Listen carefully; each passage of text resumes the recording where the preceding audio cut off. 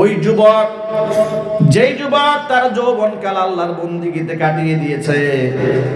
যে যুবক তার যৌবনকালে অন্যায় করে নাই, পাপ করে নাই, গুনাহ করে নাই,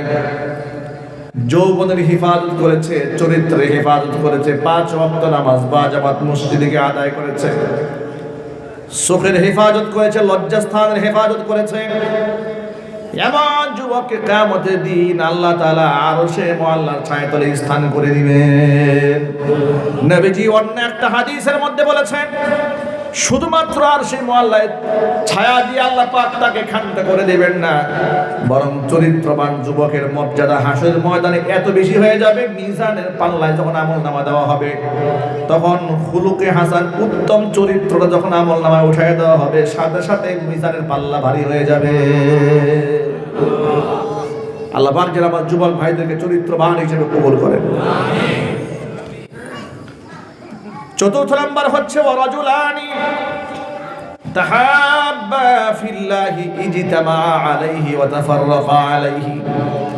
এমন দুই ব্যক্তি যে একে অপরকে ভালোবাসে, একমাত্র আল্লাহর জন্যই ভালোবাসে, আবার বিচ্ছিন্ন যদি হয়ে যায় তো আল্লাহর জন্য বিচ্ছিন্ন হয়ে যায়।